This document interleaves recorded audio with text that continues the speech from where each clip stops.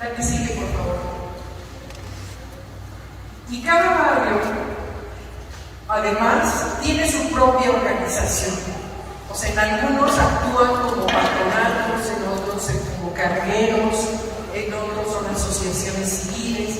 O sea, cada barrio tiene su propia organización, que no es solamente para aguadoras, es para la fiesta patronal y para todas las otras fiestas que se realizan en los barrios, e incluso para seleccionar a su reina, que se llama Ireri, la Ireri Curembe.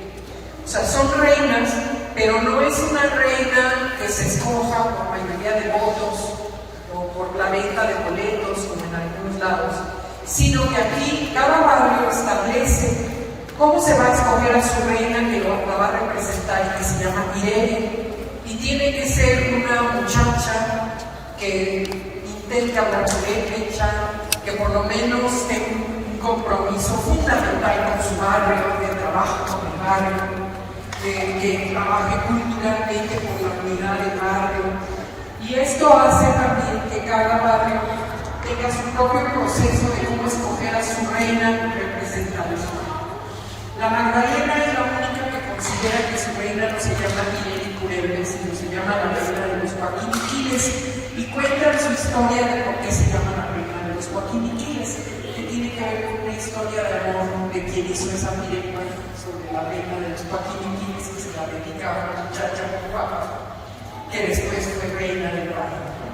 Entonces el barrio de la Magdalena considera que es reina de los Joaquiniquiles, que no es una Ireri Curembe.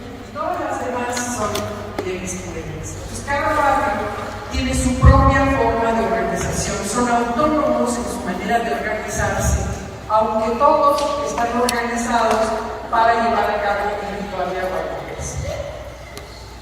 Algo que es muy importante también aquí es que se discutió si en la procesión de aguadoras tendrían que participar solo mujeres, si en la historia había aguadores hombres.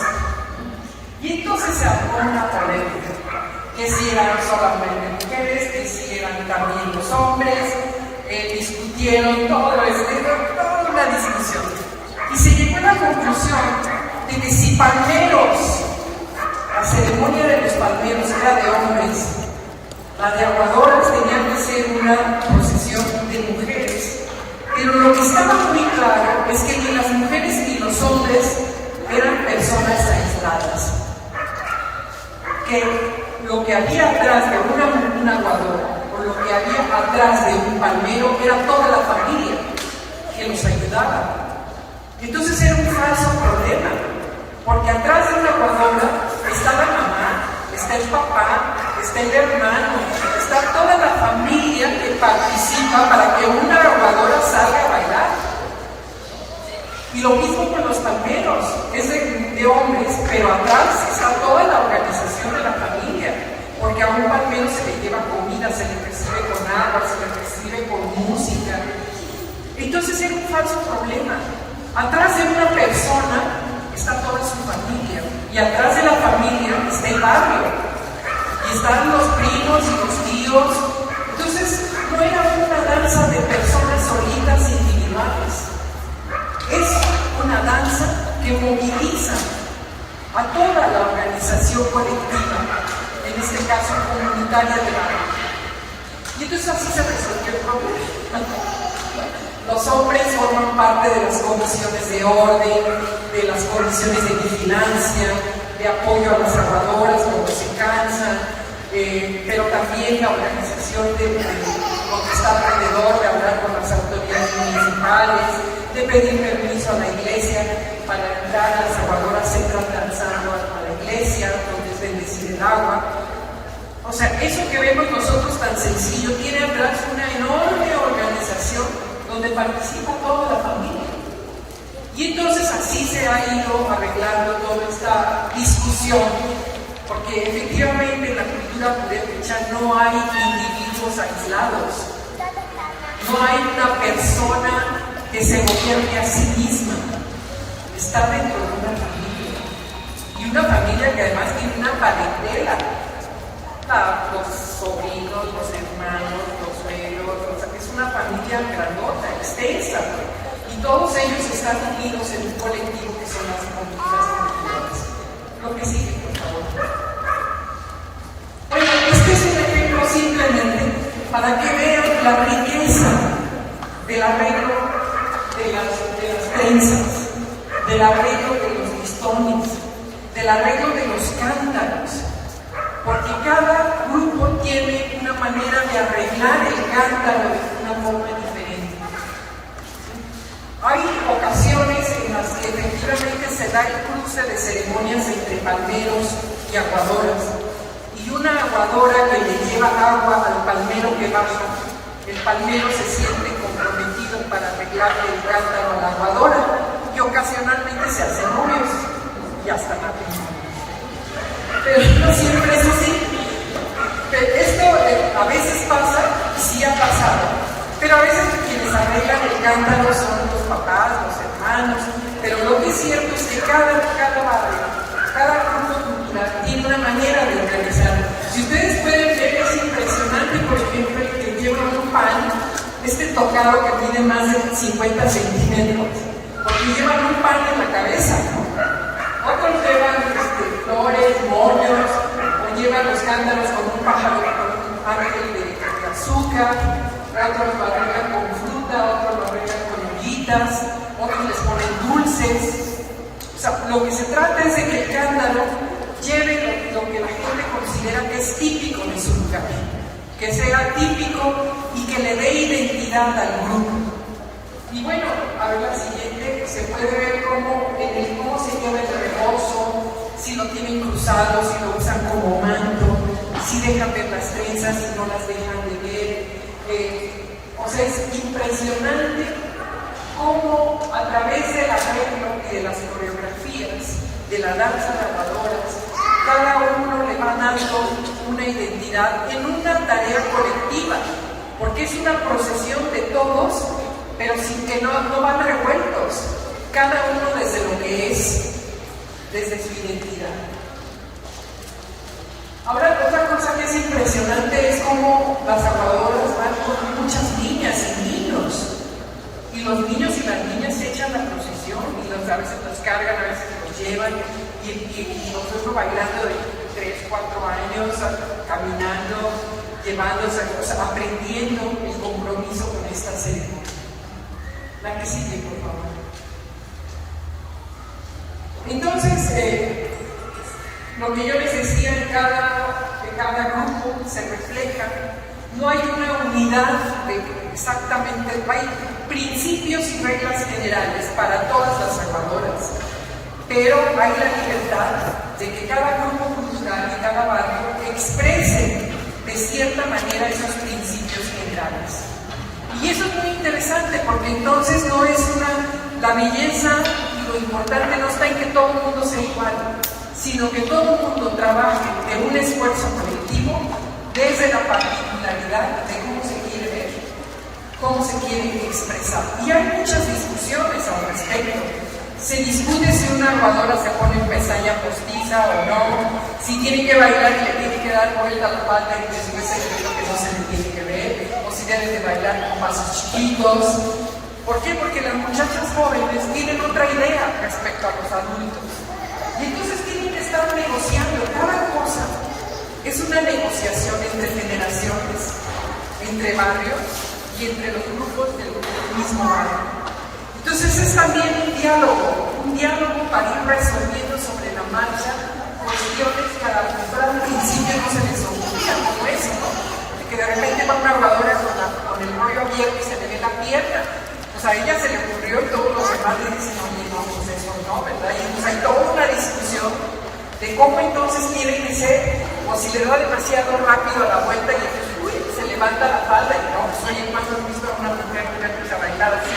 El pasito es más chiquito, en fin, cada aspecto de este ritual ha sido discutido y acordado entre muchas personas. Y eso no quiere decir que no haya conflictos, porque por ejemplo hay muchachas que se pintan la uña, se pintan el ojo, se ponen pestañas, y las viejitas dicen, oiga, no, pero ellas les dicen, ¿y por qué no? Para mí es mi manera de ser, y entonces hay ahí una discusión generacional de cómo deben ser las cosas, ¿no? Que sigue. Entonces, lo que también es muy importante es que para entender el ritual de aguadoras, yo tuve que meterme a averiguar qué estaba pasando con los barrios. O sea, ¿por qué los barrios de una ciudad como Uruapan, donde diríamos que nadie es purépecha, si lo vemos por fuera? Pero los barrios dicen, oigan, no, nosotros somos purépechas. Hemos perdido la lengua, pero tenemos los apellidos, tenemos las mojoneras de los barrios, tenemos formas de organización que heredamos. Perdimos la lengua, pero la mantenemos la tradición en muchas cosas y nosotros somos purépechas. Y entonces ahí me tuve que meter un poco a hurgar sobre la historia de Uruapan para saber, bueno, cuánto de lo que la gente estaba diciendo tenía una raíz en la historia o no la tenía. Y entonces resulta que efectivamente, si buscamos lo que es la historia de Uruapan, encontramos que esos barrios tradicionales que se llaman ahora, antes eran repúblicas de indios, o sea, eran purépechas, que a lo largo de la historia fueron perdiendo sus tierras, se las fueron quitando, o las vendieron, o las rentaron, o llegaron gentes de fuera a vivir ahí, pero eran repúblicas de indios, con sus formas de gobierno, con su lengua, que lo fueron perdiendo a lo largo de la historia y llegaron al siglo XX sin tierras, ya habían perdido sus tierras. Antes, la identidad de cada barrio estaba vinculada a tener tierra, porque eran comunidades purépechas. Cuando pierden la tierra y pierden a sus autoridades por toda la historia que ustedes conocen, la conquista, la colonia, pero después el México independiente, que quiere que todo el mundo sea ciudadano, que no quiere que la gente mantenga sus identidades originarias.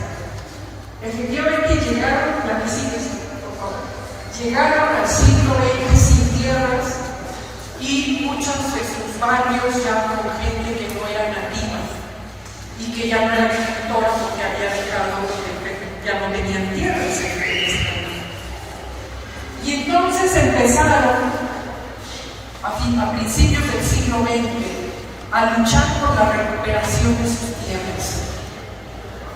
Empezaron a recuperar la idea de que ellos eran comuneros, de que habían sido despojados y que tenían derecho a recuperar sus tierras comunitarias.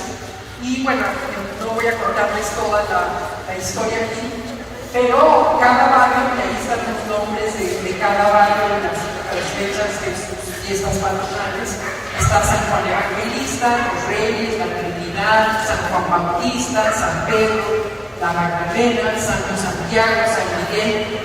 Si ustedes ven el orden de las fiestas, tiene que ver con las fechas de siembra, cosecha y lluvias, como en el mundo prehispánico.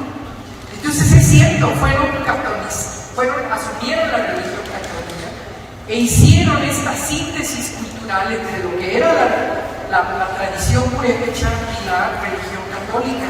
Pero si ustedes ven en qué momento se llevan a cabo las fiestas, tiene que ver con el antiguo ritual prehispánico que tiene que ver con la época de siembra, con la época de cosecha, cuando se le da las gracias a los dioses por lo que se les ha dado a través de la agricultura. Pero ¿qué pasa cuando llegan, la que sigue, por favor? Cuando llegan al siglo XX sin tierras, empieza un proceso de recuperación de las tierras, pero también un proceso de recuperación de su identidad como pueblos y la recuperación de sus danzas. Todas estas danzas existen en Uruapan. Son fiestas que tienen que ver con lo que era la antigua siembra de hortalizas, con lo que era la caza de los animales silvestres. Y bueno, tienen una enorme cantidad de danzas en cada uno de sus barrios. Y tenerlas y recuperarlas ha sido un trabajo muy importante de cada barrio, que se ha dado a la par de su recuperación como pueblos tradicionales, como comunidades tradicionales. Entonces trabajan por recuperar sus tierras, pero también por recuperar sus tradiciones culturales que habían ido perdiendo a lo largo del tiempo con la modernización y con el discurso de que todo lo moderno es lo bueno y lo tradicional es lo que nos sirve. Lo que sí. No les voy a contar aquí cada historia de cada barrio, de cómo lograron recuperar sus tierras. Quizá no recuperaron todas sus tierras, pero sí recuperaron tierras comunales y tierras ejidales, se les restituyeron como tierras ejidales. Pero resultaba que ya la identidad de su barrio no podía fundamentarse en que fueran agricultores, porque ya habían cambiado mucho. Y entonces la identidad del barrio dejó de estar unida a que sembraran y tuvieran tierras, sino que se fue dando a través de que participaran en las fiestas patronales, en las danzas, en todo lo que podía unificarlos, porque si ellos decidían que eran del barrio solamente aquellos que sembraban la tierra, pues estaban fritos, porque eso ya había cambiado, ya no era posible, ni la tierra daba para todas las personas, ni todo el mundo quería ser campesino, ya había gente que trabajaba en oficios, que eran profesionistas. Entonces se flexibilizó la idea de quiénes son los que pertenecen a un barrio y de qué se trata su identidad. Y entonces lo que encontramos es que tenemos en los barrios dos grandes movimientos culturales. Los que se dan adentro del barrio para decir quién es y cómo fortalecemos nuestro barrio a través de nuestras danzas, de nuestras costumbres, de nuestra ley, de nuestra organización. Y otro movimiento que es hacia afuera, que es cómo nos organizamos entre todos los barrios para hacer una presencia en una ciudad como Uruapan, donde a veces la tradición no es lo que cuenta. Y entonces hay las sirenis, por ejemplo, las reinas de los barrios, se vuelven embajadoras que van de barrio en barrio tejiendo la unidad entre los barrios para poder enfrentarse a un Estado mexicano y a una sociedad uruapense que a veces no quiere saber de las tradiciones, que a veces lo que quiere es modernizarse y parecerse a otros países. Entonces hay un movimiento que los integra hacia adentro y que hace que discutan, es que esa danza es la que me identifica, este vestido es el que me identifica, y un movimiento hacia afuera que diga, yo puedo ser especial, pero también soy barrio tradicional y me interesa dialogar contigo, otro barrio tradicional, para hacerme fuerte frente a una política cultural que pretende que desaparezcamos. Y una política cultural que no solamente viene de las instituciones de gobierno, que también viene de la propia iglesia, cuando no quiere la iglesia que se dancen las fiestas tradicionales y que se realicen solamente los rituales estrictamente religiosos dentro de la iglesia. O sea, la lucha por la conservación de la identidad tiene muchas puertitas, porque son muchos actores los que pretenden que desaparezcan. Es más cómoda una sociedad parejita e igualita a una sociedad formada por muchos núcleos de grupos que quieren conservar sus tradiciones, que quieren conservar sus identidades y que quieren tener una voz en la vida de una ciudad, la que sigue.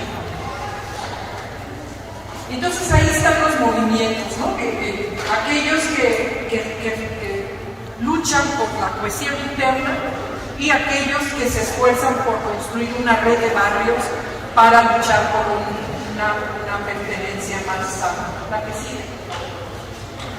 Bueno, eso es simplemente para decir cómo una persona puede ser al mismo tiempo miembro del Uruapan, miembro de un barrio, miembro de un grupo cultural y además decirse purépecha y además decirse mexicano. O sea, una persona puede tener muchas dimensiones de identidad y todas son válidas.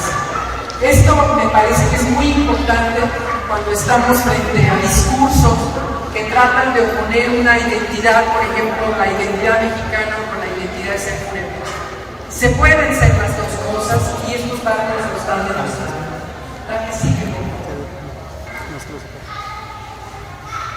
Bueno, decirles lo que ya les dije, que es como cada barrio luchó por recuperar sus tierras. Eso no lo voy a contar aquí.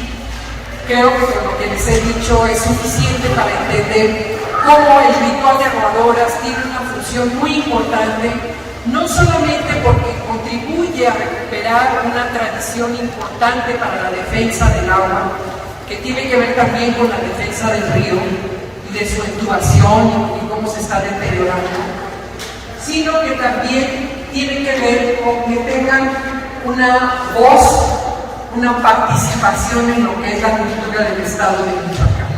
Creo que eso es lo más importante, y el mensaje que yo quiero decirles es que ustedes, como parte de un pueblo con una larga historia, también pueden escribir un libro contando su historia. Porque la experiencia de San Juan Nuevo, con toda la historia que tienen una larguísima historia que contar. Y hay gente de fuera que ha venido a hacer historias sobre quién es, cómo se organiza. Pero yo creo que lo que este libro les quiere decir es que todo el mundo es capaz de contar su historia y que es muy importante que esa historia salga de ustedes. Cada uno de ustedes tiene una visión de lo que es su cultura, de lo que es su pueblo, de lo que fue la historia de su familia cuando llegó por primera vez aquí. ¿Cómo le hicieron?